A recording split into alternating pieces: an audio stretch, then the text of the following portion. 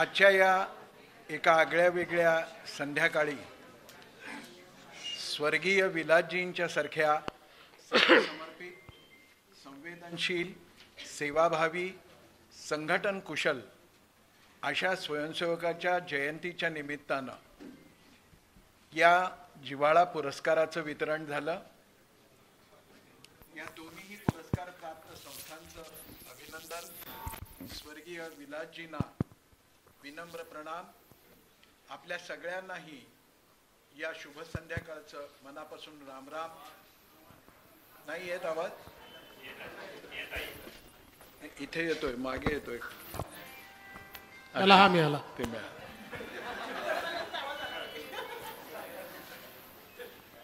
ही सामाजिक स्थिती आहे. प्रश्नकर्त्याचा आवाज नेहमी कमी असतो आणि उत्तर देणाऱ्याचा जोरात असतो.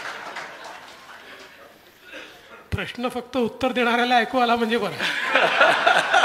आपल्या मनातील ते उत्तर देता येत. खरं तर आता सांगितलं गेलं त्याप्रमाणे हा पूर्ण कौटुंबिक स्वरूपाचा कार्यक्रम आहे. याच्यामध्ये माननीय देवाभाऊंचं व्यक्तिमत्व समजावून घेणं, त्यांच्या जीवनातल्या काही प्रसंगांचं आपल्याला जर उलगडा करून बघता आला तर आपले देवाभाऊ आपल्याला कळायला आणखीन सोपं जातं. याच्यामध्ये निवेदिका भगिनीने सांगितलं की हा राजकीय प्रश्नोत्तराचा कार्यक्रम नाही. सावजीकडे जेवायला गेलो आणि बिनपिक्ताचं काही आहे का असं विचारलं तर बरं दिसणार नाही. त्यामुळं थोडी राजकीय चर्चा तर याच्यामध्ये अपेक्षित आहेच. खरं तर हा सगळा परिसर देवाभाऊंचं होम पिच आहे. पार्षद म्हणून इथून त्यांच्या कार्याची सुरुवात झाली.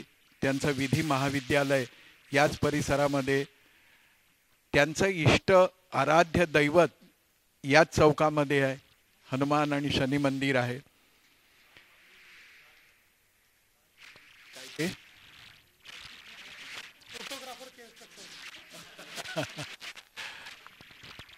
त्यामुळं हे होम पिच असल्यामुळं पारिवारिक संवाद मोकळेपणाने तुमच्या सगळ्यांच्या मनामध्ये असलेल्या अपेक्षा आणि प्रश्न मी मांडायचा प्रयत्न करणार आहे. तितक्याच मोकळेपणाने देवाभाऊ आपल्याला उत्तरं देणार आहेत. आज एकादशी असल्यामुळं मला सहजच भगवान श्रीकृष्णांची आठवण झाली. आणि भगवान श्रीकृष्णांच्या व्यक्तिमत्वामध्ये दार्शनिक असो, संत असो, ऋषी असो, साधक असोत, त्या सगळ्यांना एका गोष्टीचं मोठं आकर्षण वाटतं. म्हणजे भगवान श्रीकृष्णांच्या ओठावरचं हास्य. काही संतांनी तर असं म्हणून टाकलं की श्रीकृष्णाच्या ओठावरचं हे जे हास्य आहे ते म्हणजे दुसरं तिसरं काही नाही तर साक्षात माया आहे. त्यानंतर असंच एक आणखी हास्य मधून तुटतोय ना आवाज. असंच एक हास्य मोनालिसाचं होतं, ज्याचा अर्थ लावायचा आज अखेर प्रयत्न चाललाय, पण कोणाला त्याचा नीट अर्थ होता नाही आला.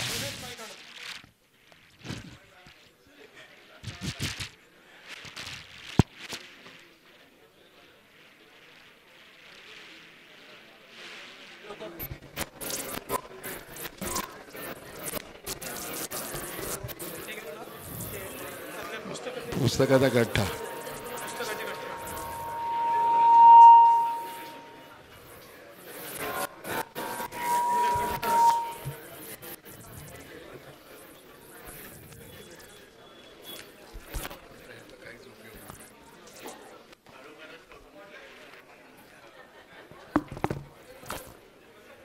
चालू आहे, जरा जास्तच कौटुंबिक होतोय.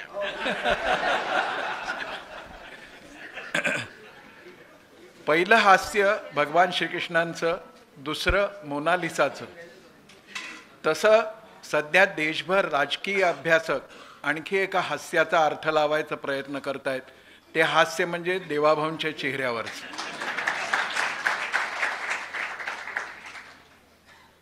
महापालिकेपासून वेगवेगळ्या निमित्तानं वेगवेगळ्या व्यासपीठावरती ते हास्य विलसित होत असताना मी पाहतोय. 100% तुमचं काम होणार इथपासून तुमचं काम जीवनभर होणार नाही इथपर्यंत कोणताही अर्थ लावता येतो असं हे अद्भुत हास्य.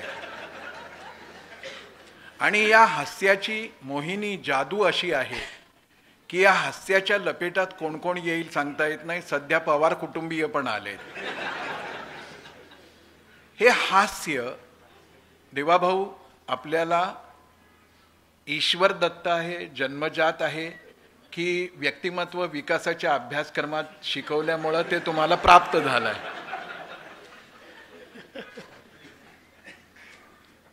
खरं म्हणजे व्यक्ती मोठा झाला की त्याच्या विविध गोष्टींना त्या ठिकाणी एक प्रकारे त्याचं वर्णन केलं जातं किंवा त्याला मोटिव्स दिले जातात. मी लहानपणापासून असाच आहे, माझ्यात काही अंतर नाही आहे. लहानपणी असं असलो तर निरागस असला म्हणायचं, राजकारणात असं असलं तर छदमी असला म्हणतात. त्यामुळे जशी जशी पदं बदलतात तसं तसं त्या हास्याचे अर्थ बदलत जातात. बाकी हास्य तेच आहे. मी निरागसही म्हणालो नाही आणि छदमी म्हणालो नाही. मी असं म्हणालो की मोहिनी घालणारं हे हास्य कसं काय प्राप्त झालं. ठीक आहे, या हास्याच्या जाळ्यात कोण कोण येतंय, कसं कसं येतंय आपण सगळे बघतो. महाविद्यालयीन जीवनामध्ये हास्याचा वसंत ऋतू येतो असं म्हणतात. तर त्या काळात कोण कोण लपेटामध्ये आलं होतं? मी नावं नाही विचारत, मी संख्या विचारतोय. महाविद्यालयीन जीवन हे सगळं आंदोलनांमध्ये गेलं. त्यामुळे तेव्हा कोणाला लपेटायचाही वेळ नव्हता आणि लपेटून घ्यायचाही वेळ नव्हता. पण प्रश्न असा पडतो की याच हास्यामध्ये संसार अमृताची प्राप्ती झाली का या हास्यामुळं? हे मात्र म्हणता येईल. कारण मी नेमका कसा आहे आणि काय करणार आहे याची 100% जर तिला सुरुवातीलाच माहिती असती तर कदाचित माझ्याशी लग्न केलं नसतं.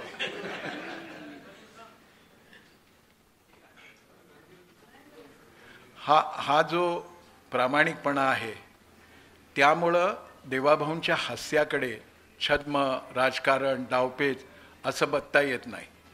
आणि इतकं सरळ मोकळं हसणं सगळ्यांनाच जमतं अशातला भाग नाही. पु ल देशपांडे एका ठिकाणी असं म्हणाले होते, ज्याला अश्रूची किंमत कळते त्यालाच हसण्याची कला साध्य होते. अतिशय संवेदनशील माणूस असल्याशिवाय.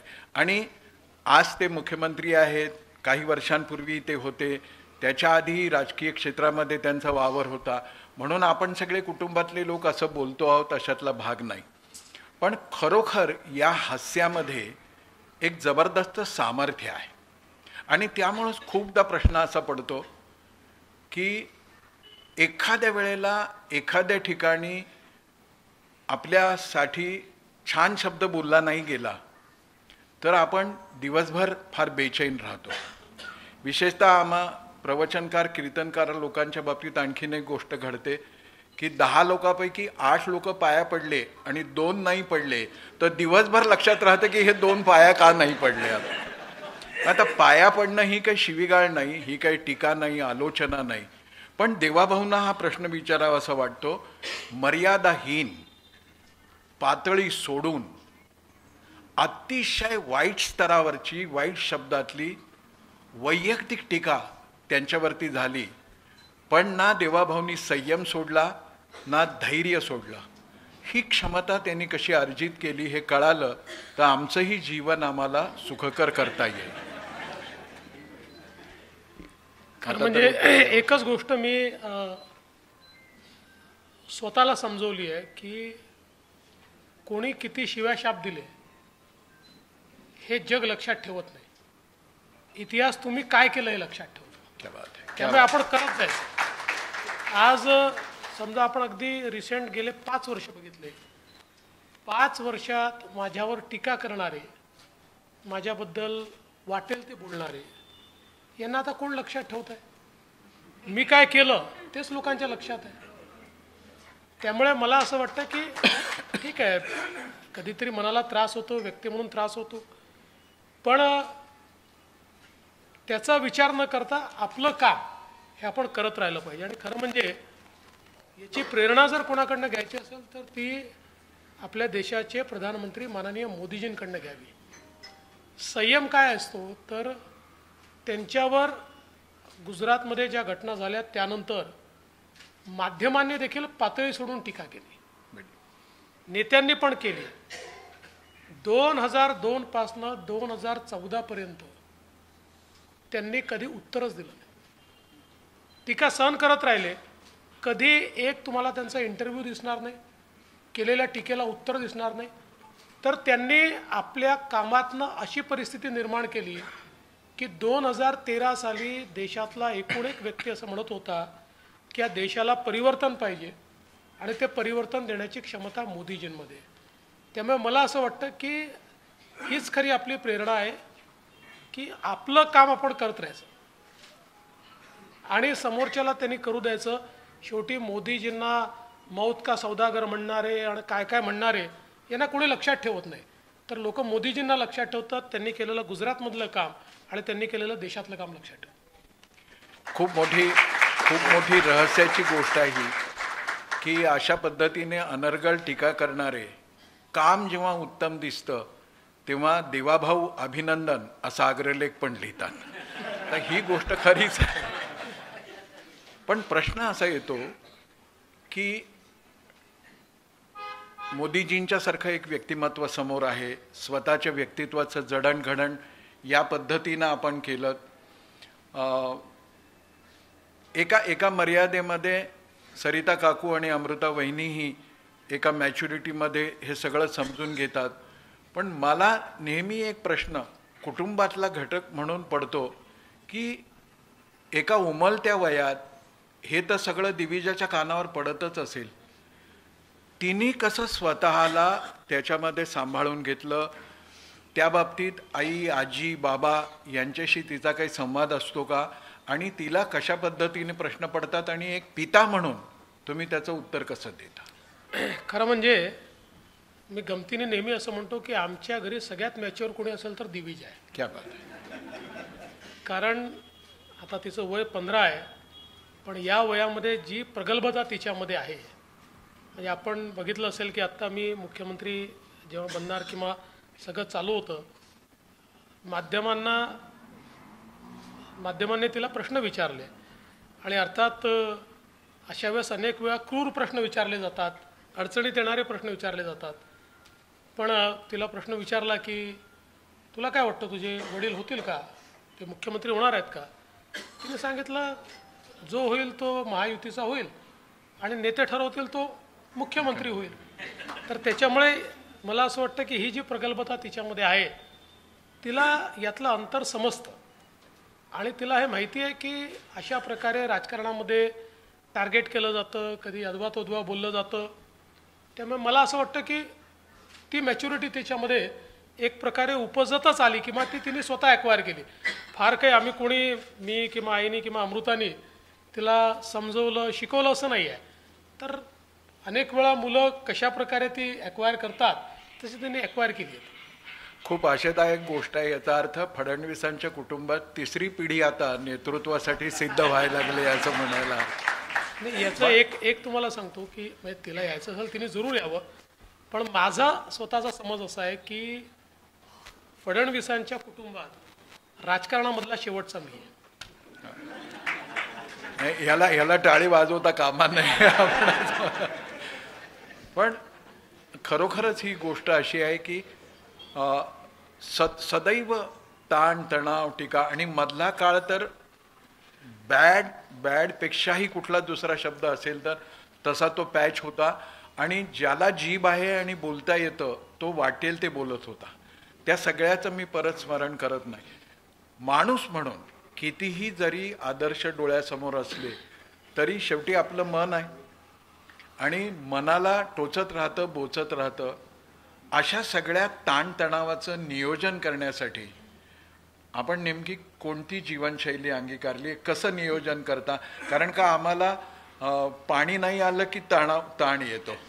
आता रेशनवर अमुक मिळणार नाही म्हटलं की आम्ही साठा करायला लागतो. इतक्या किरकोळ गोष्टीचा ताण आम्हाला नाही मॅनेज करता येत. आपण हा सगळा ताण कसा मॅनेज करता? मुळात आपण जीवनामध्ये अनेक लोकांकडनं शिकत असतो. मला आठवतं की साधारणपणे 1993ची वगैरे गोष्ट असेल. त्यावेळी अरुण गुजराती हे नगरविकास विभागाचे राज्यमंत्री होते आणि नागपूरला सेशन करता ते आले होते. आणि आमच्यासोबत नगरसेवक होते एक रमेश चोपडे म्हणून. तर त्यांचं एक ULCचं काम होतं. तर शोभाताई आमदार होत्या, मी नगरसेवक होतो. शोभाताईंना म्हटलं की तुम्ही आम्हाला घेऊन चला, अरुण गुजरातींकडे याचं काम आहे, जेन्युइन काम आहे, आपण जाऊ. आम्ही अरुण गुजरातींकडे गेलो. तेव्हा साहजिकच भारतीय जनता पक्षामध्ये मंत्री वगैरे म्हटलं की आपल्याला फारच मोठं वाटायचं की बाबा मंत्री म्हणजे पुढच्या कुठल्या तरी दुसऱ्या ग्रहाहून आलेला व्यक्ती आहे. आणि आमच्यासारख्या छोट्या कार्यकर्त्याला तर फारच वाटायचं. तर आम्ही गेलो आपलं तिथे. तर गुजराती साहेब बसले होते. खूप लोक तिथे होते. कोणी त्यांना काही ओरडून बोलत होतं, कोणी वाकडं तिकडं बोलत होतं. सगळ्यांना ते अतिशय शांतपणे उत्तर देत होते. आणि मग ते म्हणाले, शोभाताई तुम्हाला थोडा वेळ आहे ना, जरा हे सगळे मी करून घेतो आणि त्याच्यानंतर मग आपण बोलू. एक 1.25 तास आम्ही त्या ठिकाणी होतो. आणि 1.25 तासामध्ये अरुणभाईंनी सगळ्या लोकांचं शांतपणे ऐकून घेतलं, कोण कसा बोलला अगदी. आणि मग लोक गेले, मग आमचं समजून घेतलं. मग मी आणि शोभाताई त्यांच्यासोबत बसलो. मी त्यांना सहज विचारलं, म्हटलं अरुणभाई असे एकदम लोक अंगावर येतात आणि काय वाटेल ते बोलतात, तुम्ही एवढे मोठे मंत्री आहात, तुम्हाला काय वाटत नाही का? तर ते म्हणाले की बघा, मी ज्या परिवारात येतो, माझा परिवार, माझे वडील हे गांधीवादी आहेत. आपण सौभाग्याने चांगल्या घरामध्ये जन्मलो, आपल्याला चांगले संस्कार मिळाले. आपल्याकडे जे येणारे लोक आहेत त्यांच्या मनामध्ये काही ना काही शंका असतात, प्रश्न असतात. आणि त्यातले अनेक लोक तर याकरता आले असतात की त्यांना एवढंच सांगायचं असतं कसं मंत्र्याला सुनवलं, कसं 4 चौघात त्याची काढली. मला त्याला समाधान मिळतं, आपलं काय जातं. बाहेर निघाल्यावर आपल्यालाच हार घालणार लोक, मंत्री म्हणून आपलेच सत्कार होणार. मला असं वाटतं की तो माझ्याकरता एक फार महत्त्वाचा मंत्र त्या काळामध्ये ठरला. आणि तेव्हापासनं मी माझ्या जीवनामध्ये पेशन्स शिकलो. आणि मी नेहमी असं म्हणतो की पेशन्स हा राजकारणामध्ये सगळ्यात मोठा गुण जर काही असेल तर तो पेशन्स आहे. ज्याला पेशन्स आला आणि ज्याला शिव्या खाता येतात त्यांनीच राजकारणात राहिलं पाहिजे. ज्याला शिव्यांचा त्रास आहे त्याने राजकारण सोडून कुठलाही धंदा केला पाहिजे. तर मला असं वाटतं की ती एक सवय लागल्यामुळे मग अशा प्रकारचे काही हल्ले झाले किंवा कोणी काही उलटसुलट बोललं तर फार काही त्याचा त्रास होत नाही, त्याच्यातनं फार काही मॅनेज करावं लागत नाही. आणि मला असं वाटतं की आता तो स्वभाव झाला आहे माझा. त्याच्यामुळे मला तुम्हाला एक सांगतो की मला राग आलेला दिसला तर फार सोपा उपाय. मला राग तेव्हाच येतो जेव्हा मला भूक लागते. मला राग आलाय असं लक्षात आलं तर काहीतरी खायला दिलं की माझा राग संपला, मग राग आला. भूक लागली तर मी मात्र मग 2-4 शिव्या देऊन. आज एकादशी असल्यामुळं राग येऊ देऊ नका, म्हणूनच मी उपास करत नाही. आणि उपास केला तर उपासाचं खाऊन करतो. बाहेरच्यांची टीका, बाहेरच्यांचा हेतू, हे सगळं एक वेळ. पण तुमच्या एखाद्या सार्वजनिक निर्णयाविषयीची सरिता काकू किंवा अमृताबाईंनी घरात कधी समीक्षा करताना तुमच्याशी बोलतात का? मला सांगा, असं कोणचं घर आहे की ज्याच्यामध्ये आई किंवा बायको ही तुमची समीक्षा करत नाही आणि तुम्ही कसे मूर्ख आहात किंवा तुम्हाला कसं थोडं कमी कळतं असं सांगत नाही. पण माझं असं मत आहे की विशेषतः आमच्या आईला, म्हणजे आईने इतके वर्ष राजकारण बघितलेलं आहे आणि सार्वजनिक क्षेत्र बघितलेलं आहे. त्यामुळे एखाद्या विषयावर आई जेव्हा मत व्यक्त करतं तर अनेकदा ते मला पटत नाही, पण तिने व्यक्त केलेलं मत खरं निघतं. क्या बात आहे. त्याच्यामुळे तिला ते एक, मला असं वाटतं की एक आकलन आहे सामाजिक व्यवस्थेचं. त्यामुळे निश्चितपणे ती पण अनेकदा मत व्यक्त करते किंवा अमृता पण अनेक वेळा मत व्यक्त करते. पण शेवटी आपलं ठरलंय, आपल्याला जे वाटतं तेच करायचं. या मुद्द्यावर सगळ्या नवरे लोकांनी टाळ्या वाजवायला पाहिजे. जसा सरिता काकूंच्या ऑब्झर्वेशनचा किंवा आणखीन सामाजिक व्यक्तित्वाचा या सगळ्या सहनशीलतेमध्ये योग्य पद्धतीनं प्रतिसाद देण्यामध्ये वाटा आहे, तसं स्वर्गीय विलासजींच्या बाबतीतली एखादी आठवण आहे का की ज्यांच्यामुळं देवेंद्र हे आता देवाभाऊ होऊ शकले? नाही, खरं म्हणजे आठवणी तर खूप आहे, पण म्हणजे सगळ्यात महत्त्वाची माझ्या जीवनामध्ये कलाटणी देणारी गोष्ट जी आहे ती अशी आहे की मी विद्यार्थी परिषदेचं काम करायचो आणि विद्यार्थी परिषदेमध्ये म्हणजे पहिल्या कारसेवेला विद्यार्थी परिषदेचा कार्यकर्ता म्हणून मी गेलो होतो आणि त्याच्यानंतर परत आल्यानंतर आमचे काही आपले कॉलेजचे इलेक्शन्स वगैरे झाले आणि एक दिवस मी आणि उदय डबले वगैरे 4-5 लोक आम्ही आपले संगमसाळीच्या तिथे जे जुनं कार्यालय होतं त्याच्यासमोर फुटपाथवर बसून आम्ही गप्पा मारत होतो. तर सुनीलजी आंबेकर तेव्हा आमचे प्रांत संघटन मंत्री होते. सुनीलजी आले आणि सुनीलजींनी मला बोलवलं, म्हणाले देवेंद्र जरा ये. मी गेलो. मला असं आहे की असा निर्णय झाला आहे की तू उद्यापासनं भाजपचं काम करायचं. मला काही राजकीय क्षेत्रात यायचं नव्हतं. माझं जीवनातलं असं हे होतं की काही वर्ष काम करू, पूर्ण वेळ काम करू विद्यार्थी परिषदेत असं मला वाटायचं. त्यामुळे मी त्यांच्याशी बराच वाद केला. मी म्हटलं की नाही मला जायचं नाही. असं कसं? ते म्हणाले तुला माहिती आहे आपल्याकडे एकदा ठरलं की ठरलं. म्हटलं पण असं कसं? म्हटलं ठीक आहे, तुझ्या मनात काही शंका असेल, तुला बदलायचं असेल, काही करायचं असेल, तू विलासजींकडे जा. विलासजींकडे. दुसऱ्या दिवशी विलासजींकडे गेलो. गेल्यानंतर विलासजींना म्हटलं विलासजी असा कसा निर्णय झाला, मला विद्यार्थी परिषदेचं काम करायचं आहे, मला भाजपचं काम करायला सांगतायत.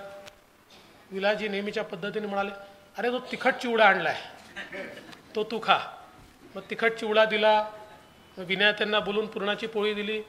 अर्धा पाऊण तास मला खूप बोलायचं होतं पण ते खाऊच घालत होतं. मग अर्ध्या पाऊण तासाने मग म्हणाले हां काय तुझं म्हणणं काय आता सांग. मी म्हटलं नाही नाही मला काय आत्ता भाजपमध्ये काम करायचं नाही. ते म्हणाले तू स्वयंसेवक आहेस. म्हटलं हो. मग आपल्याकडे काय स्वयंसेवकाने काय करायचं असतं? म्हटलं जे सांगितलं ते करायचं असतं. मग तू काय करणार आहे? म्हटलं काम करीन भाजप. असं एका मिनिटात विलासजींनी त्यावेळी कन्व्हिन्स केलं. आणि खरं म्हणजे आमच्यामध्ये जी उपक्रमशीलता आली ती विलासजींमुळे आली. म्हणजे आज ज्या नॅशनल कॅन्सर इन्स्टिट्यूट असेल, भोसला मिलिटरी स्कूल असेल, या सगळ्या गोष्टी त्याची प्रेरणा किंवा त्याच्यामध्ये पाठबळ हे जर कोणाचं असेल, हे खिशामध्ये दमडी नाही आणि शेकडो कोटी रुपयाच्या प्रकल्पांचं स्वप्न बघायचं, तर हे स्वप्न बघताना आपल्या पाठीशी कोण आहे तर विलासजी आहेत. विलासजींनी सांगितलं आहे त्यामुळे करायचं आहे. अशा प्रकारची भावना ही विलासजींच्याबद्दल असायची. मला असं वाटतं की एकूणच जे विलासजींचं व्यक्तिमत्व होतं ते शांतपणे तुमच्या मनामध्ये ते एखादी गोष्ट रुजवायची आणि ती एकदा रुजली की ती करण्याची प्रेरणाही द्यायची आणि त्याच्याकरता तुमच्या पाठीमागे लागायचे देखील आणि तुम्हाला मदतही करायची. आणि म्हणून मला असं वाटतं की म्हणजे त्या पिढीतले जे काही आम्ही लोक आहोत यांच्या जीवनामध्ये विलासजींचं खूप महत्त्व आहे किंवा विलासजींशी जो काही आमचा संपर्क आला त्यातनं खूप गोष्टी आम्हाला शिकायला मिळाल्या.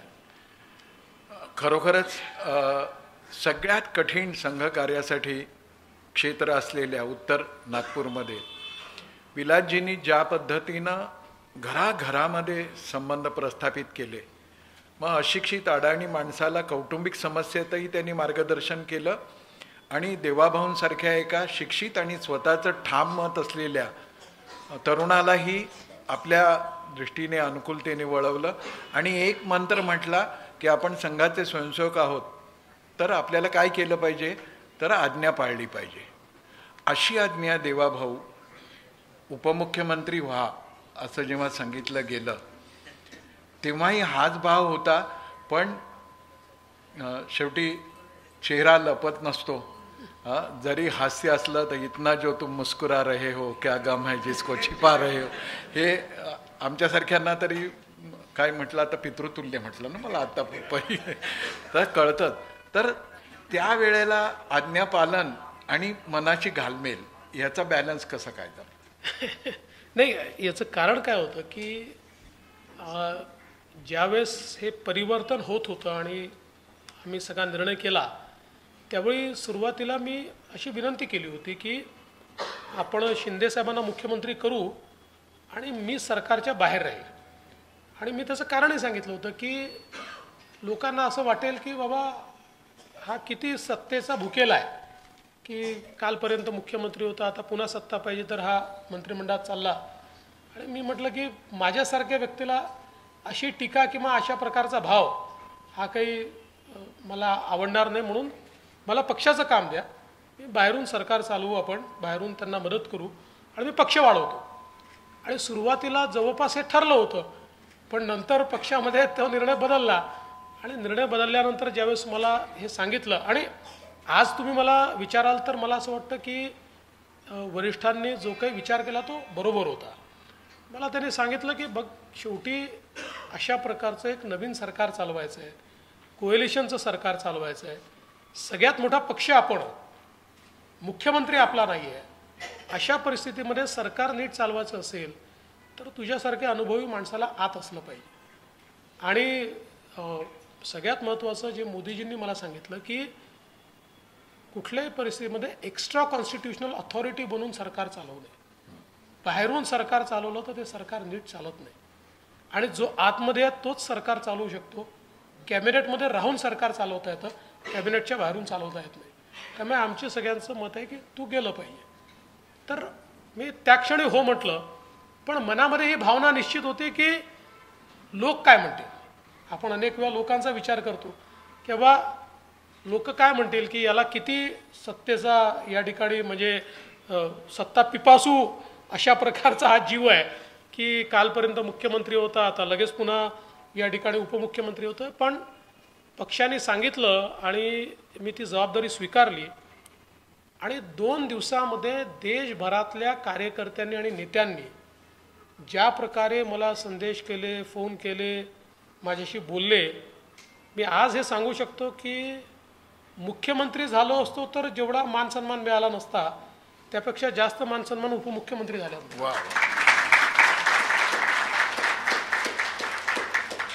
आदर्श व्यक्तिमत्वाचा परिणाम, प्रभाव आपल्या व्यक्तिमत्वावर होतो, पण प्रत्येक वेळी होतो की नाही अशी शंका येते. इतका त्याग केलेला माणूस 24 तास आपल्याबरोबर असूनही एकनाथराव शिंदेना हा बदल स्वीकारताना फार त्रास झाला असेल असं मला वाटतं. तर ती यात्रा नेमकी कशी होती? नाही, मला असं वाटतं, हां हे खरं आहे की साधारणपणे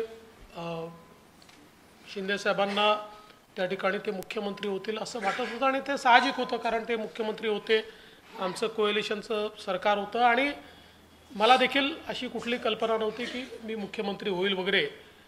परंतु जनतेने मॅन्डेटच असा दिला की 132 जागा भाजपच्या आल्यानंतर भारतीय जनता पक्षाचा मुख्यमंत्री न करणं हे जनतेलाही आणि पक्षातल्या कार्यकर्त्यांनाही त्या ठिकाणी मला असं वाटतं आवडलं नसतं.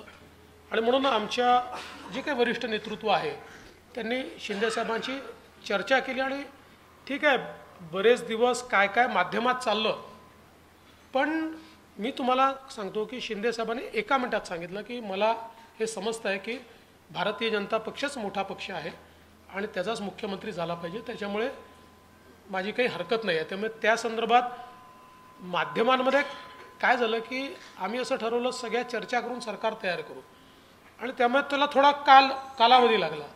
त्या कालावधीमध्ये कधी शिंदेसाहेब नाराज, कधी अजितदादा नाराज, कधी कोणी नाराज. आता माध्यमांनाही दोष देता येत नाही, त्यांना 24 तास चालवायचं आहे, त्याच्यामुळे बातमी मिळाली तर ठीक, नाही मिळाली तर बनवावी पण लागते. त्याच्यामुळे त्यांनी आपल्या जे काही कधी कधी आम्ही लोक बातम्या तयार करतो, तर त्याच्यामुळे ते आपल्या बातम्या तयार झाल्या. पण मला असं वाटत नाही की फार काही म्हणजे त्याच्यामध्ये अटी शर्ती टाकल्या, आडेबडे घेतले. शिंदेसाहेबांनी ते तात्काळ स्वीकारलं. नाही, पण दिसताना परसेप्शन असं झालं की उद्या सांगेन, उद्या सकाळी सांगेन, उद्या दुपारी सांगेन. आणि अजितदादांवर मात्र तुमचा प्रभाव खूप होता. ते म्हणाले की ह्यांचं काय असो ते असो, मी मात्र शपथ घेणार आहे. शिंदे साहेबांसमोरही प्रश्न तोच होता की मुख्यमंत्री होतो, उपमुख्यमंत्री व्हावं की नाही असा प्रश्न त्यांच्यासमोर होता. पण मी त्यांना माझा अनुभव सांगितलं की तुम्हाला एक पक्ष चालवायचा असेल आणि तुमचा पक्ष असा आहे, माझ्या पक्षामध्ये तर अनेक नेते आहेत, एक मोठं संघटन आहे, दिल्लीला आमचे सगळे नेते मंडळी आहेत, राष्ट्रीय नेते आहेत, पण तुमचा पक्ष हा तुमच्या एका खांबावर उभा असलेला पक्ष आहे नवीन तुलनेनं, कारण विभाजन झाल्यानंतर तुलनेनं चांगलं यश मिळालेला तुमचा पक्ष आहे. अशा परिस्थितीमध्ये तुम्ही बाहेर राहून हे चालवणं कठीण जाईल, त्यामुळे तुम्ही सरकारमध्ये आलं पाहिजे. ते त्यांनी मान्य केलं. आता काय असतं बघा, जसं तुम्ही म्हणाल ना माझ्या चेहऱ्यावर हास्य नेहमीच असतं, ते फार क्वचित असं असतं, तसं त्यांच्या चेहऱ्यावर फार कधी हास्य नसतं, तुम्ही जर बघितलं असेल. पण ते मुख्यमंत्री होते तेव्हाही तसाच चेहरा होता, तर कोणी इंटरप्रिटेशन केलं नाही. आणि उपमुख्यमंत्री झाल्यावर तसा चेहरा पाहिल्यावर बघा हसतच नाहीत, हे नाराजच आहेत, असं इंटरप्रिटेशन झालं. त्यामुळे हे जे काही व्यक्तिमत्वाचं इंटरप्रिटेशन होतं हे तो काळ ती परिस्थिती अनुसार होतं, तसं ते झालं. पण म्हणजे ह्यात असं मत करून घेणाऱ्यांचा फार दोष नाही. हा फूल तुम्ही भेजा है खत में, फूल नहीं मेरा दिल है, हे गाणं आठवलं जेव्हा नागपूरच्या अधिवेशनात उद्धव ठाकरेंनी तुम्हाला गुलदस्ता दिला ते, तर त्याच्यामध्ये दिल होतं की विल होतं काय? खरं म्हणजे महाराष्ट्रामध्ये आपण बघितलं असेल तर एक राजकीय संस्कृती नेहमी राहिली आहे. म्हणजे दक्षिणेच्या राज्यांमध्ये आपण जर गेलो तर तिथे खून के प्यासे आहेत, तिथे दोन पक्षाचे नेते एकमेकाशी बोलू शकत नाहीत. ही परिस्थिती महाराष्ट्रामध्ये कधीच नव्हती. दुर्दैवाने 2019 ते 2024च्या कालावधीमध्ये काही प्रमाणात अगदी खून के प्यासे नाही तरी बऱ्यापैकी थोडी परिस्थिती ही त्या ठिकाणी निर्माण झाली. पण मी मुख्यमंत्री झाल्यानंतर पहिल्याच माझ्या भाषणामध्ये ही घोषणा केली की महाराष्ट्राची राजकीय संस्कृती परत आणायची आहे. त्यामुळे मला बदल घडवणारं राजकारण करायचं आहे, बदल्याचं राजकारण करायचं नाही. आणि मला असं वाटतं की त्याला प्रतिसाद सगळ्याच नेत्यांनी दिला आणि नेत्यांना देखील वाटलं की कुठेतरी आता ही जी काही भिंत आहे ही आपण तोडली पाहिजे. त्यामुळे पुन्हा एकदा चांगली गोष्ट आहे की महाराष्ट्रात सगळ्या पक्षाचे नेते एकमेकाला भेटत आहेत, एकमेकाशी बोलत आहेत, जाहीरपणे भेटायला कुणाला लाज वाटत नाही किंवा जाहीरपणे भेटण्याकरता काही त्याच्यामध्ये आडेवाडे पण घेत, चांगली गोष्ट आहे. पण असं एकमेकाला समजून घेता घेता घेता पवार साहेब एकदम संघाची स्तुतीच करायला लागले, तेव्हा लोकांना असं वाटायला लागलं की हे हृदय परिवर्तन आहे की एका नव्या तडजोडीच्या दिशेनं वाटचाल सुरू झाली. खरं असं आहे की लोकसभेच्या निवडणुकीमध्ये ज्यावेळी एक फेक नरेटिव्ह तयार करण्यामध्ये महाविकास आघाडीला यश आलं महाराष्ट्रामध्ये, आणि ते यश आल्यानंतर महाविकास आघाडीला एक ओव्हर कॉन्फिडन्स देखील आला की आपण अशा प्रकारचा फेक नरेटिव्ह लोकांमध्ये रुजवून सत्तेवर येऊ शकतो. आणि आमच्याकरता देखील तो एक धक्का होता. आम्ही लोकसभेच्या निवडणुकीमध्ये किमान महाराष्ट्रामध्ये तरी माझ्यासहित सगळे ओव्हर कॉन्फिडन्समध्ये होतो. आम्हाला असं वाटत होतं की आपण जिंकतोच आहे. त्यामुळे हे जे सांगतायत संविधान बदलणार आणि हे होणार, याचा काही लोकांवर असर होणार नाही. किंवा जे काही वोट जिहाद त्यांनी सुरू केला होता तर याचा काही फार असर होणार नाही. पण दुर्दैवाने ज्यावेळेस त्याचा असर झालेला बघितला आणि त्याच्यानंतर महाराष्ट्राच्या निवडणुका जवळ होत्या आणि त्यावेळी विचार परिवाराला देखील आम्ही ही विनंती केली की राजकारणामध्ये तुम्ही काम करत नाही किंवा राजकारण हा काही तुमचा प्रांतही नाही, पण आत्ताची परिस्थिती अशी आहे की अराजकतावादी ताकदी ज्या आहेत, ज्या शक्ती आहेत, या शक्तींच्या विरुद्ध राष्ट्रीय विचारांच्या शक्तींनी उतरण्याची गरज आहे. आणि मला असं वाटतं की राष्ट्रीय विचाराच्या ज्या शक्ती आहेत की ज्यांचा मूळ विचार परिवार हा राष्ट्रीय स्वयंसेवक संघ आहे, अशा विविध क्षेत्रातल्या लोकांनी केवळ अराजकतेच्या विरुद्ध लढायचं आहे म्हणून या निवडणुकीमध्ये आपापली भूमिका आपापल्या क्षेत्रात अतिशय उत्तमपणे निभावली आणि त्यामुळे जो फेक नरेटिव्हचा बागुलबुवा किंवा काय म्हणतात त्याला एक मोठा फुगा हा तयार झाला होता, त्याला 1 मिनिटात टाचणी लागली आणि लोकसभेपेक्षा विधानसभेचे निकाल हे पूर्णपणे वेगळे लागले. किंबहुना विधानसभेत महाविकास आघाडी धून निघाली. शरद पवार साहेब अतिशय चाणाक्ष आहे. त्यांनी निश्चितपणे याचा अभ्यास केला असेल की एवढं मोठं आम्ही तयार केलेलं वायुमंडल हे 1 मिनिटात पंक्चर झालं तर ही करणारी शक्ती कोण. आणि मग त्यांच्या लक्षात आलं की ही शक्ती जी आहे ही नियमित राजकारण करणारी शक्ती नाही आहे, ही राष्ट्रकारण करणारी शक्ती आहे. आणि म्हणून त्यांनी त्या शेवटी प्रतिस्पर्ध्याचंही कधीतरी कौतुक करावं लागतं, त्या हिशोबाने त्यांनी ते कौतुक केलं असावं असं माझं मत आहे. नाही, असं आपण मत करून घ्यायला हरकत नाही, पण त्यामुळं नजदीक या बढेगी तो नाही ना. सगळ्यांना जी भीती आहे की एकनाथ महाराजांना शोभून दिसलं, अर्घ्य देताना इंगळी ओंजळीत आली आणि तिने डंख मारला आणि ती परत पाण्यात पडली, तर परत ते वाचवायला लागले. एकाने विचारलं की जी तुम्हाला डसते आहे तिला का वाचवताय. एकनाथ महाराज म्हणाले की इंगळीचा स्वभाव डंख मारणं आहे, माझा स्वभाव तिला वाचवणं आहे. हे संताला शोभून दिसतं, राजकारण्यांना शोभून दिसत नाही. इतकंच या निमित्तानं. नाही, म्हणूनच मी तुम्हाला एक सांगतो की तुम्ही जर 2019 नंतर माझं वक्तव्य बघितलं असेल तर ते थोडं गारडेड असतं. याचं कारण 2019 नंतर 2024 पर्यंत ज्या घडामोडी घडल्या त्यातनं मला एक गोष्ट लक्षात आली, नेवर से नेवर. म्हणजे कुठलीही गोष्ट होणार नाही असं समजून कधी चालायचंच नाही. काही होऊ शकतं, म्हणजे झालं पाहिजे असं नाही आहे, पण काही होऊ शकतं. उद्धव ठाकरे तिकडे जातात, अजित पवार इकडे येतात, काय राजकारणात काही होऊ शकतं.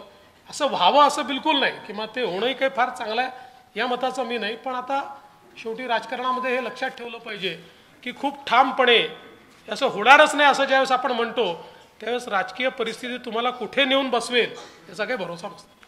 खरंच काय होईल हे सांगता येत नाही आणि होणारच नाही असं म्हणता येत नाही.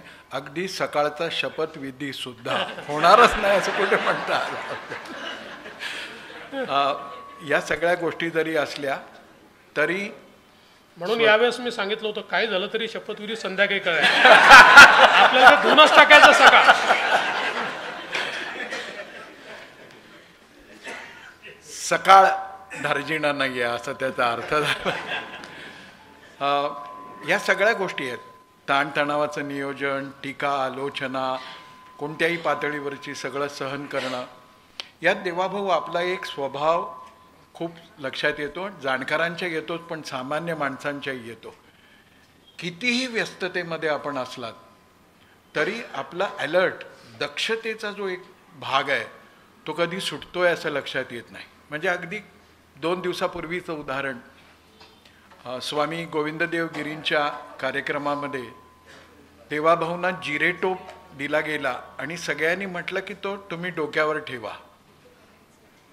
पण एक क्षण असा होता की ते टी व्हीवर बघणाऱ्या माझ्यासारख्याच्या छातीत धस्स झालं की आता हा टोप खरंच जर त्या लोकांनी आग्रहाने, मोदी टोपी नको म्हणू शकतात ती वेगळी गोष्ट आहे, पण जिरे टोप डोक्यावर घातलास तर काय होईल. पण त्या क्षणी देवाभाऊंनी सांगितलं की नाही, मी ह्या टोपाला फक्त नमस्कार करू शकतो, हा डोक्यावर घालायचा अधिकार फक्त शिवाजी. ही जी दक्षता आहे, हा जो एक नेमकेपणा आहे, खरं म्हणजे अशा प्रश्नोत्तराच्या पारिवारिक असल्यामुळं वैयक्तिक अनुभव सांगतो मी. पहिल्यांदा आपण जेव्हा मुख्यमंत्री झालात तेव्हा आपलं एक शाही स्वागत नागपुरात झालं.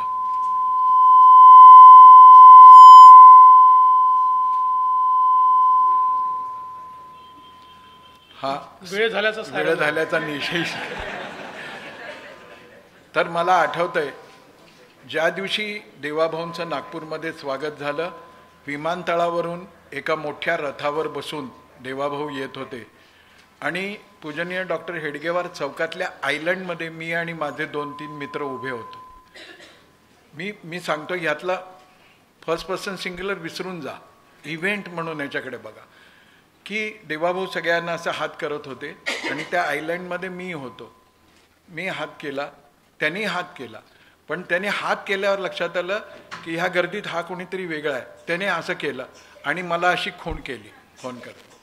म्हणजे आपण मुख्यमंत्री झाल्यावर एवढं शाही स्वागत होत असताना कुणाला काय कोणती खूण करायची आहे हे ज्याला कळतं ना, तो यशस्वी मुख्यमंत्री होतो.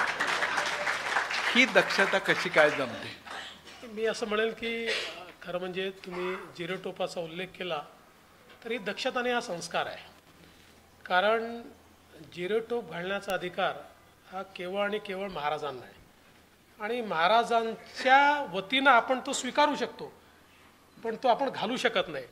आणि स्वीकारत असताना आपल्याकडे ही भावना असली पाहिजे की राजकारणात काम करत असताना राज्यकारभार ज्या प्रकारे महाराजांनी चालवला त्या प्रकारे चालवण्याची हिंमत असेल तर तो जिरेटोप आपण स्वीकारला पाहिजे, नाहीतर तो स्वीकारू नये. म्हणूनच मी तो स्वीकारला, तो माझ्या डोक्याला लावला, मी त्याला एक प्रकारे त्याचं दर्शन घेतलं, वंदन केलं आणि मनातल्या मनात म्हटलं की या जिरेटोपाचा ज्यांचा अधिकार आहे किमान त्यांच्या एक दशांश तरी माझ्या हातून काहीतरी व्हावं असा आशीर्वाद. हे जे आहे की त्या क्षणी तसं वाटणं, तसं करणं, तसं सुचणं. तर हा इव्हेंट घडल्यानंतर मला माझ्या मुंबईच्या इलेक्ट्रॉनिक मीडियातल्या एका पत्रकार मित्रांनी विचारलं, अरे म्हणे यांना बरोबर कळतं की काय मेसेज द्यायचा आहे. एरवी तो टोप घेतला असता तर लोकांनी नावच ठेवलं असतं. हे खरंच मनापासून असतं की दाखवायसाठी? मी म्हटलं म्हणजे काय? ते म्हणे मुख्यमंत्री झाले तर शपथ घेतल्यानंतर पहिल्यांदा काय केलं तर गोमातेचं पूजन केलं. आत्ताही संतांच्या तिकडे सत्कार झाला त्यावेळेलाही गोमातेचं पूजन केलं. तर त्यांनी मला विचारलं की हे दाखवायसाठी असतं की आत काही आहे? मग मी त्याला एक छोटा प्रसंग सांगितला. एक 5 वर्षाचा मुलगा आहे, तो दुपारी 4 वाजता नागपूरच्या बसमध्ये बसतो, 8 वाजता मूल नावाच्या खेड्यावर पोचतो. त्या मुलाचं नाव आहे देवेंद्र. आणि मूलला आपल्या गावाला गेल्यानंतर हा 5 वर्षाचा मुलगा पहिल्यांदा काय करत असेल म्हटलं तुम्हाला माहिती नाही आहे, तुम्ही समजून घ्यायच्या मनस्थितीत नाही आहे. ढोंग लोकांच्या लक्षात येतं आणि प्रामाणिक प्रतिक्रियाही लोकांच्या लक्षात येते.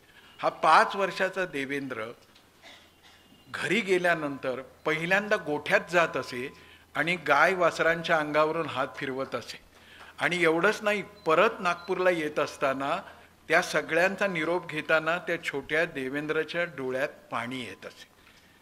मी म्हटलं ही घटना तुम्हाला माहिती नसल्यामुळे तुम्हाला हे ढोंग वाटतं. मला असं वाटतं की हा त्या माणसाचा स्वभाव आहे. ती गोभक्ती, गोपूजन, गो गंगा गीता ह्याच्याविषयी निष्ठा हे तर देवेंद्रजींचं खासियत आहे. हा सगळा राजकीय पटलाचा त्याच्यातल्या बऱ्या वाईट समजुतीचा विषय झाला. एक मधल्या काळामध्ये अमृता वहिनींनी एक गौप्यस्फोट केला, त्याला गौप्यस्फोटच म्हणू आपण, की मधल्या काळामध्ये वेषांतर करून देवाभाऊ कोणाला तरी भेटायला जात असत. मी म्हटलं जसं गोभक्ती ही लहानपणापासून आहे तसं वेषांतर सुद्धा आहे का? आणि मग मला एक किस्सा आठवला.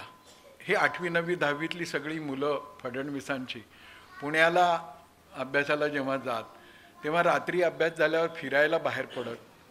तेव्हा एकदा अशी शर्यत लागली की काकू त्यावेळेला घरामध्ये संक्रांतीचे हलव्याचे दागिने वगैरे काही अशा वस्तू करायच्या, तर रंगीबेरंगी माळा खूप होत्या. तर तिकडे असं एक चॅलेंज आलं की ह्या सगळ्या माळा गळ्यात घालून डोक्याला बांधून कोण जाईल का, आणि पुण्यात फिरून यायचं आणि काय चहा कॉफी आईस्क्रीम कुठं आहे ते करून घ्यायचं. देवाभाऊ त्यावेळेला पांढरा शुभ्र धब्बा, रंगीबेरंगी माळा, डोक्यावरती ते, आणि प्रिन्स रिपू दमन असं म्हणून ते बाहेर गेले. याचा अर्थ वेषांतर हा पण एक स्वभाव आहे का?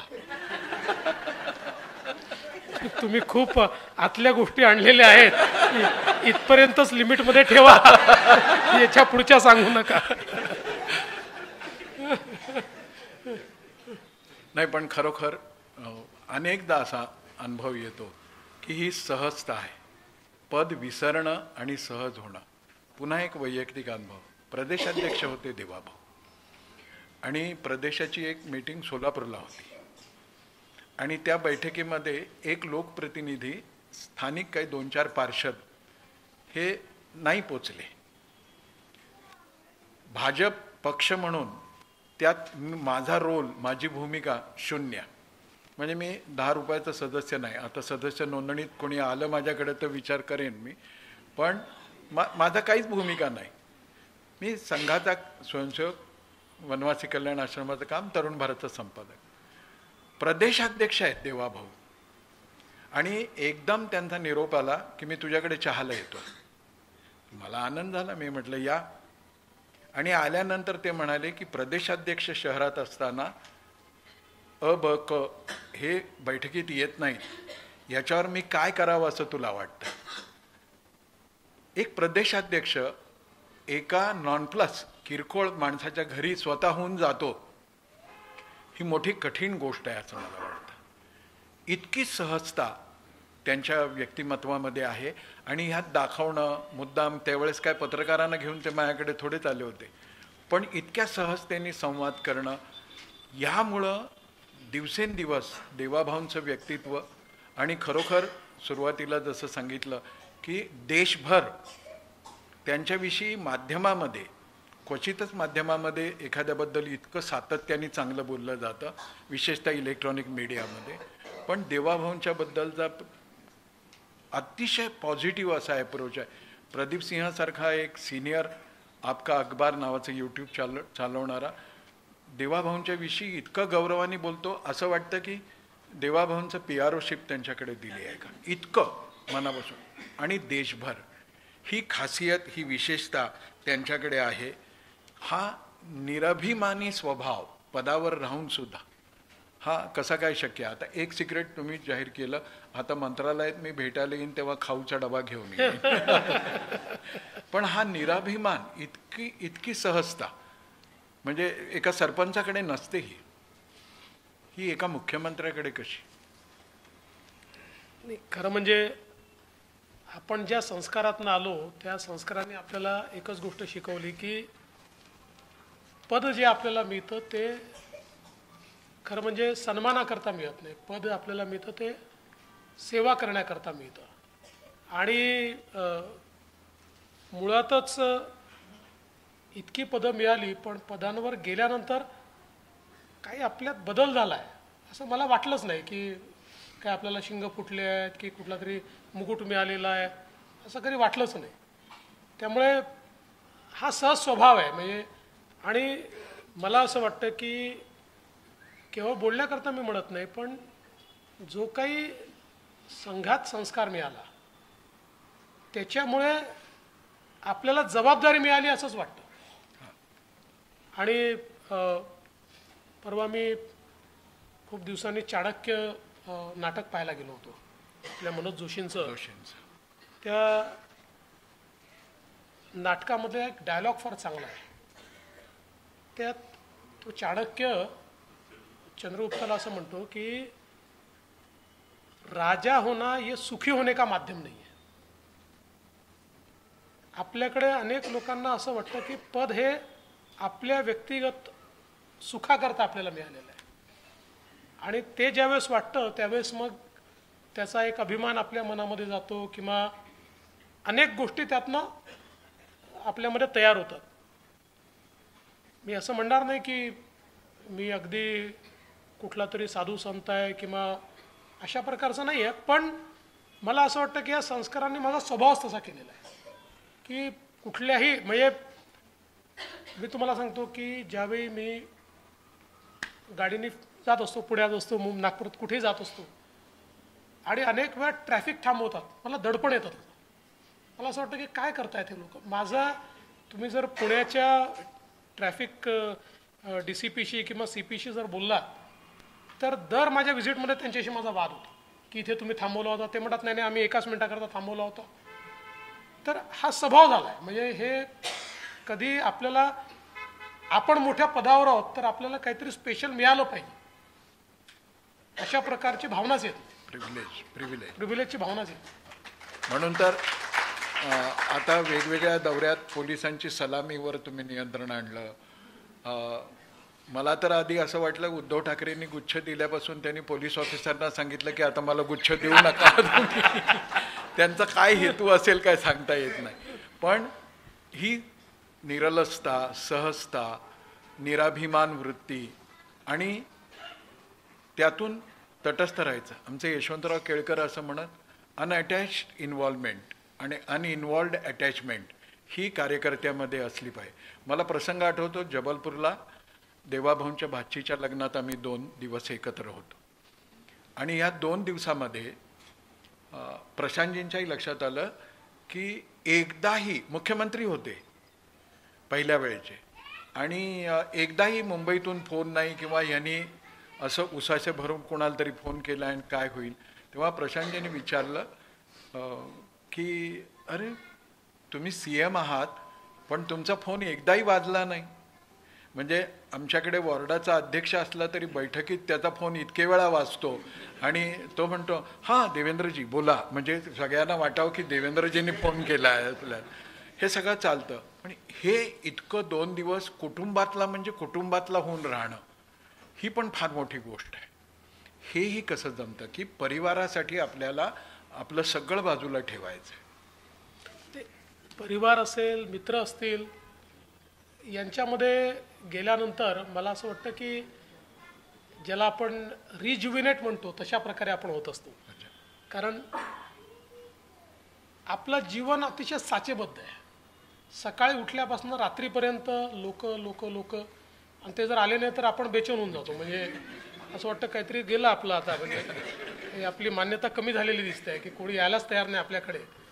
तर त्याच्यातनं कुठेतरी आपल्याला जेव्हा आपण बाहेर पडतो, म्हणजे जुन्या मित्रांमध्ये आपण बसतो किंवा परिवारात बसतो आणि आपलं पद वगैरे विसरून ज्यावेळेस आपण त्यावेळी, तर मला असं वाटतं की त्यातनं एक नवीन जीवन मिळतं आपल्याला, एक रिज्युविनेशन आपलं होतं, ऊर्जा मिळते, एक चांगल्या प्रकारची ऊर्जा मिळते.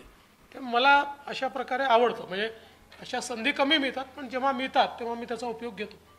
अजूनही असं एकदम बिनटपाची जीप काढून मित्रांबरोबर फिरावं वाटतं की नाही? असं वाटतं, पण आता मी एवढंच करतो की मला ड्रायव्हिंगचा शौक आहेच. त्यामुळे मी आता गेले 8-10 वर्ष मुंबईमध्ये रात्री 12-1 वाजता कोणाला तरी एखाद्या ज्याच्याकडे चांगली गाडी असेल त्याला बोलवतो, त्याला म्हणतो बाजूला बैस, आणि मग 2 तास गाडी घेऊन पूर्ण मुंबई फिरतो, पनवेल बिनवेल कुठेतरी जाऊन येतो. माझा ड्रायव्हिंगचा जो शौक आहे तो रात्री 12-1 वाजता मी पूर्ण करतो. मला वाटलं मरीन ड्राईव्हवरच फिरता की काय तुम्ही. गमतीचा भाग असा आहे की कुटुंबासाठी वेळ देणं, कुटुंबातल्यांबरोबर जाणं आणि त्यातून नवीन ऊर्जा प्राप्त होणं, त्या ऊर्जेचा हे व्यक्तिमत्व कसा वापर करतं ह्याचं एक छोटं उदाहरण सांगतो. पहिल्या वेळी जेव्हा ते मुख्यमंत्री होते तेव्हा महापालिकेचा चुनाव लागला होता आणि उमेदवारांची निवड करायची होती. तर संघटन मंत्री, प्रदेशाध्यक्ष आणि मुख्यमंत्री असे 3घे जण संध्याकाळी 5 वाजता यादी करायला बसले, कोण कोण कसं कसं कसं. खरं तर मुख्यमंत्र्यांनी असं म्हणायला पाहिजे होतं प्रदेशाध्यक्ष आणि संघटन मंत्र्यांना, तुम्ही यादी पक्की करून टाका, शॉर्टलिस्ट करा, मी ओके करायची की नाही करायची ठरवतो. संध्याकाळी 5ला ही बैठक सुरू झाली. दुसऱ्या दिवशी पहाटे 5 वाजता याद्या पक्क्या होऊन ती बैठक संपली. 12 तास ही जी ऊर्जा मिळते आहे ती अशा सहज वागण्यातून, निराभिमानी वृत्तीतून, संघसंस्कारातून, घरच्या वातावरणातून अशी सगळी त्यांना मिळत असते. देवाभाऊंचं राजकीय, सामाजिक, सांस्कृतिक, कॅन्सर इन्स्टिट्यूट ही तर अशी अद्भुत गोष्ट इथे झाली आहे की संपूर्ण मध्य भारतासाठी ती मोठी अभिमानाची गोष्ट बनली. अशा अनेक गतिविधीमध्ये ते सक्रिय असतात. पण मला त्यांचा आणखीन एक छुपा पैलू आहे, रहस्य नाही पैलू, तो म्हणजे मराठी भाषेला त्यांनी काही शब्द दिले. जसा करेक्ट कार्यक्रम हा एक शब्द दिला, करेक्ट कार्यक्रम. दुसरा दिला हिज मास्टर्स व्हॉइस पत्रकार, HMV पत्रकार. तिसरा दिला अकलूजकरांच्या आत्ता लोकसभेतला सगळा रोल बघता सोडणार नाही. तर हे जे काही आहे, तर हे शब्दाचं वेड सुद्धा लहानपणीपासून आहे. एकदा कधीतरी लहानपणी तरुणपणी विजिगीषी असा शब्द त्यांनी वाचला तर सरिता काकूंचं माहेरचं नाव विजय आहे, तर आईला ते मग विजिगीषू याच नावाने एक शब्द आवडला की त्या शब्दामागे जायचं, असं शब्दाशी पक्का असणारा आणि तरीही सोडणार नाही असं जेव्हा म्हणतो तेव्हा पकडलेला हात सोडणार नाही की बदला घेतल्याशिवाय सोडणार नाही. ज्यांना सोबत ठेवलाय त्यांना त्यांचा पकडलेला हात सोडणार नाही आणि आता आपल्याला बदला घ्यायचाच नाही आहे. इतकं आपण किती वेळ बोलू शकतो, पण त्याला एक मर्यादा आहे. जेवढं कमी वेळात आहे, याच्या पाठीमागचा उद्देश एवढाच होता की तुमच्या आमच्या कुटुंबातलं एक व्यक्तित्व, आपल्या परिसरात आपल्या डोळ्यासमोर उमलत गेलेलं, उलगडत गेलेलं, विकसित होत गेलेलं व्यक्तित्व, आज सगळ्या देशभर ज्यांच्याविषयी अपार आकर्षण आहे असं व्यक्तित्व, ते घडलं कसं, माणूस म्हणून कसे आहेत ते आपल्याला निर्णयात बोलताना, जसं आता मंत्र्यांना त्यांनी फतवा काढला आहे की आठवड्यातले 3 दिवस मंत्रालयात राहिलंच पाहिजे. प्रशासनामध्ये 7 कलमी कार्यक्रम दिला आहे की हे झालंच पाहिजे. अतिशय कठोर भूमिका घ्यायची तेव्हा घेतात. हसण्यामध्ये सुद्धा एक पाठीमागे हा कठोर, आणि असं वाटतं की या माणसाचं मन कसं आहे. पण हा माणूस कळायचा असेल तर आत्ता खासदार महोत्सवामध्ये रामकथा ऐकत असताना त्यांनी जेव्हा कथा सांगणाऱ्या त्या कवीला आलिंगन दिलं तेव्हा अक्षरशः गदगद होऊन गेले होते. ही केवळ रामाची जादू आहे अशातला भाग नाही, हृदय मुलायम आहे. निर्णय प्रशासक म्हणून ठामपणाने घ्यावेच लागतात. आणखीन एक वैशिष्ट्य त्यांचं असं की कुठलाही प्रश्न ते टाळत नाही, पण म्हणून किती प्रश्न विचारायचे. म्हणून शेवटचा टप्पा रॅपिड राऊंडचा करू आपण. अगदी छोटे छोटे प्रश्न आहेत. राज ठाकरे की उद्धव ठाकरे? असं आहे की मी पुन्हा सांगतो, मागाशी मी सांगितलं की राजकारणात काही पक्क नसतं. आधी उद्धव ठाकरे मित्र होते, मग राज ठाकरे मित्र झाले, आता राज ठाकरे मित्र आहेत आणि उद्धव ठाकरे शत्रू नाही आहेत. राज की बात बताई. दुसरा भाग असा येतो की खूप मनापासून ज्याच्यावर विश्वास टाकावा असे सहकार्यांमधले अजितदादा की एकनाथराव शिंदे? माझ्यापुरतं विचाराल तर माझे दोघांशी अतिशय एक्सक्लुझिव्ह संबंध आहे. म्हणजे त्यांचं वेगवेगळ्या लोकांची वेगवेगळे डायनामिक्स असू शकतात, पण शिंदे साहेबांशी माझी खूप जुनी मैत्री आहे आणि अजितदादांमध्ये जी एक पॉलिटिकल मॅच्युरिटी आहे त्याच्यामुळे त्यांची माझी वेवलेंथ खूप मोठ्या प्रमाणात जुळते. श्रूड हा शब्द चांगला नाही वाटणार, पण ठाम कठोर असा राजकारणी अधिक कोण, मोदी की शहा?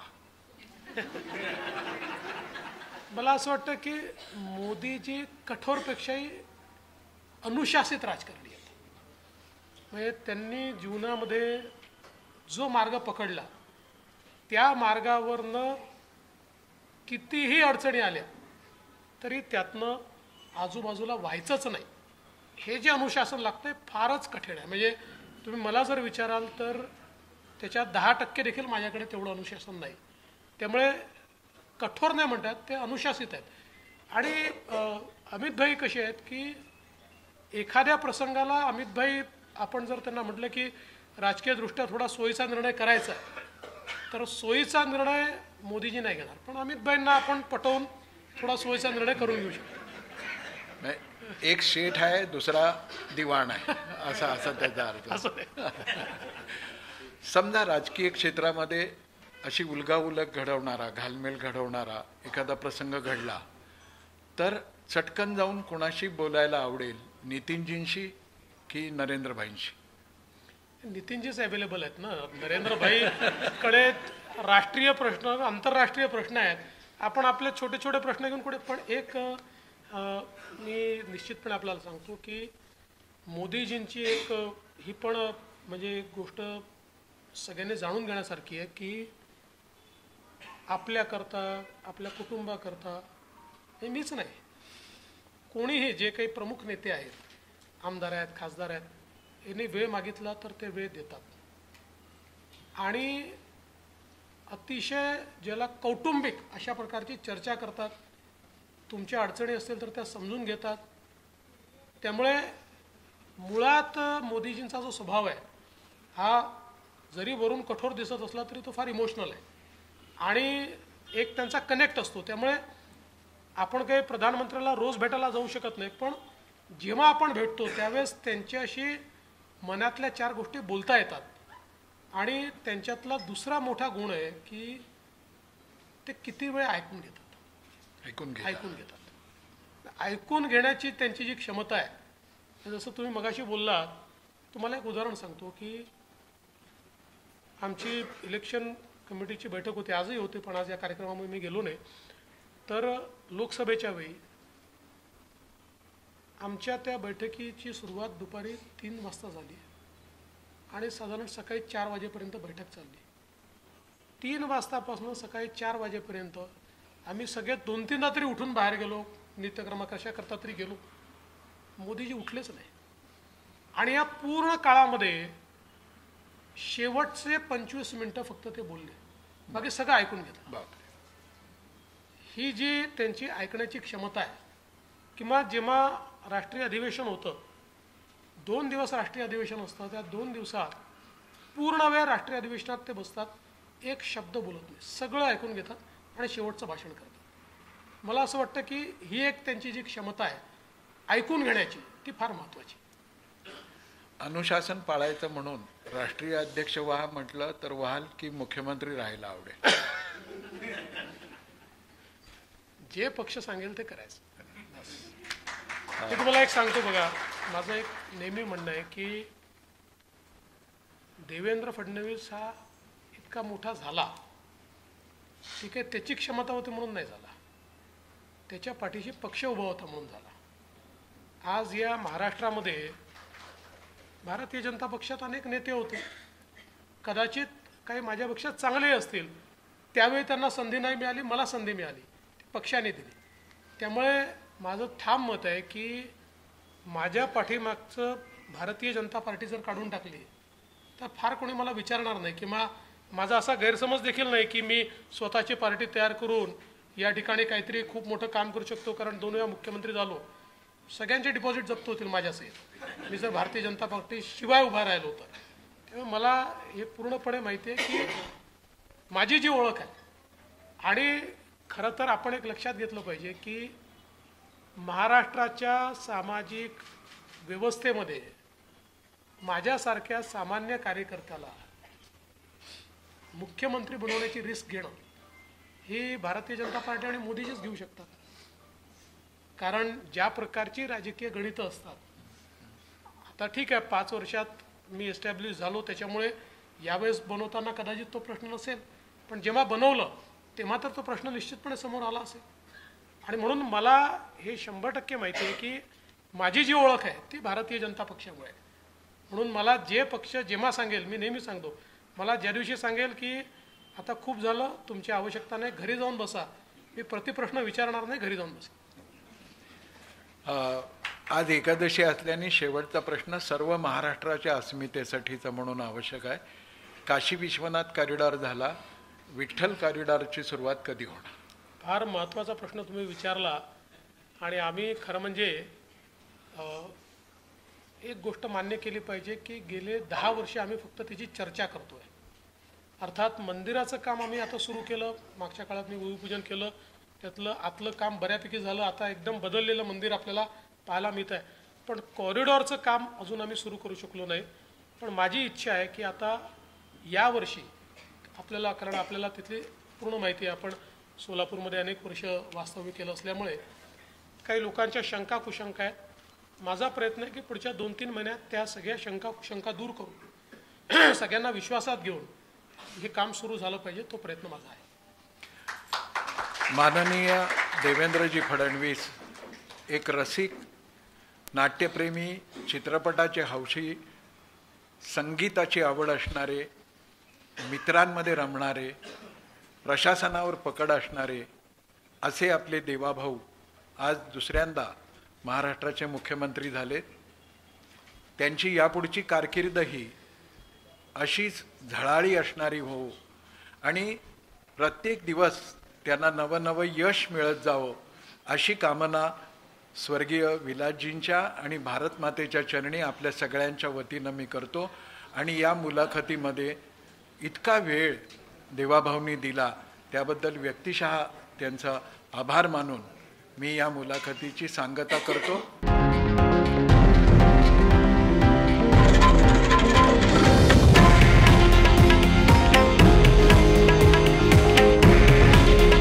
हे आहे देशातील नंबर 1 न्यूज नेटवर्क आणि आपण पाहत आहात TV9 मराठी. काळजी तुमची, हित महाराष्ट्राचं.